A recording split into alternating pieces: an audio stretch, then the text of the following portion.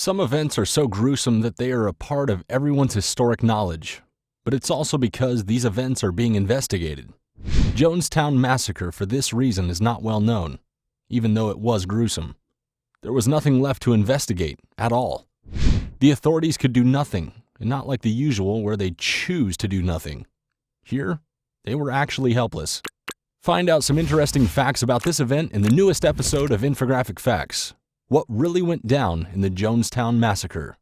Full disclosure, we are in the most volatile mood for reading about the Jonestown Massacre, and we'll have a breakdown if you don't subscribe and hit the notifications button. So do that now, please. As always, to understand an event, we start at the beginning. And here, the beginning is the birth of the megalomaniac responsible for this whole thing. The facts are, Jim Jones, like Jonestown, was born, like all serial killers, in rural Indiana. He worked as a freelance minister for churches and gained money by doing normal stuff, like selling monkeys door to door. Completely sane and normal. He then went on to open a new venture, a People's Temple Church in Indiana. I mean, he did go on to murder 900 people, but on the bright side, the church he made was racially integrated, highly unusual for the 1950s. On the more vast, darker side, the whole church was pretty bad. The progression of the church was typical. It moved to California, then to Los Angeles. But it was so popular that Jim mistreated its members. Of course, on the surface, all was well.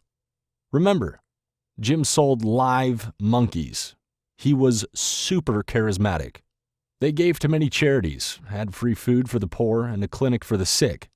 They even delivered votes for the most empathetic people running for office. And as previously mentioned, it was racially integrated, which was a huge deal. Dreamers from all over America flocked to the church after an expose by the New West magazine.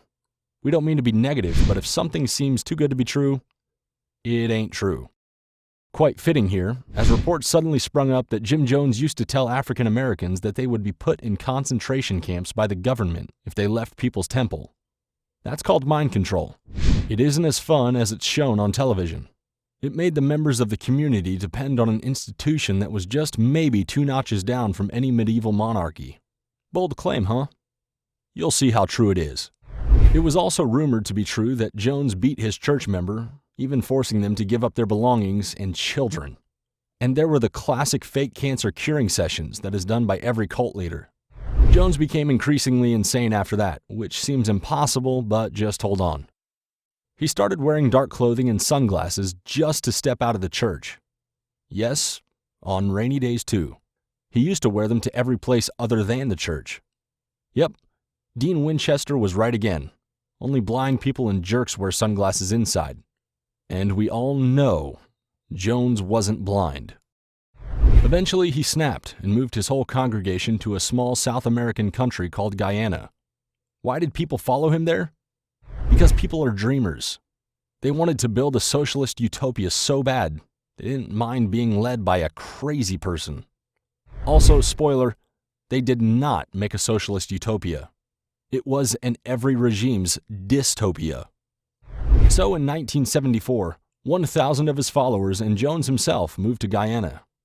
Here, immediately, these people were forced to work in fields and also be plagued by diseases during back-breaking labor. There were harsh punishments available for anyone who had the courage to defy Jones. Oh, why didn't they just leave, you ask? Their passports were confiscated, and there were armed guards patrolling the borders. And you'd be surprised at how many situations you'd rather face than having an armed guard shoot your face. So the people bore the censorship of their letters and calls, and they bore Jim Jones becoming a drug addict on top of being bat crazy. He had a throne in the main building and compared himself to Vladimir Lenin, which, Also, he became more paranoid that the government was out to destroy him. Apparently no one informed him that it set out to destroy everybody. You ain't special. He also made his followers attend boring, long meetings at night, and if that wasn't bad enough, he made them do suicide drills.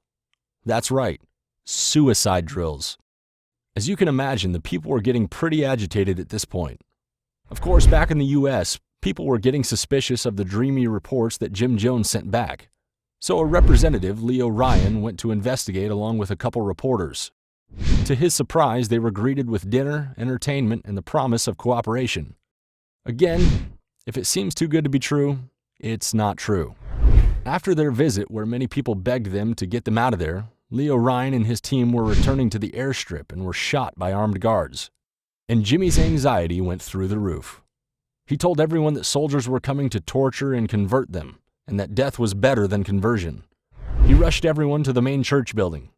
Oh, he also said another classic cult line. We are starting a revolution. There has got to be a book that tells them all of this. People flocked to the building, and one of the biggest murder-suicide massacres commenced. The audio of the whole thing was recorded in a declassified tape called the Death Tape. And you can listen to it if you want, but we are severely traumatized. Again. But, it do be like that sometimes. Therapy? Never heard of her. So, in the tape, it's revealed that the children were killed first by force-feeding them a cyanide solution, which Jones obtained because he had jeweler's license, which is random but deadly. Actually, the sound of children crying and then going silent is the second most haunting thing in the tape. The first is people cheering in glee over the mention of their deaths. Not like millennial self-deprecating happiness over the mention of their deaths, but actual hysterical euphoria. And armed guards were readily available to shoot anyone who had their doubts. He who hesitated disintegrated. When the authorities came around, they got to know the facts that 909 people had died, including Jim Jones, who had been shot in the head, which could have been an on-the-bright-side moment, but so many other people had died as well. Of all the people who came to Guyana from America, only 33 survived, mainly through luck. So do you think you are lucky enough that you could have survived the massacre? Comment below and we'll pin the best one. Make sure you like this video and share it with everyone who is enough of a dreamer that could have fallen into Jim Jones's trap. Don't forget to subscribe. After all, we did get traumatized for you. And we will catch you the next time we are slinging more interesting facts on the newest, craziest episode of Infographic Facts. Have a great day.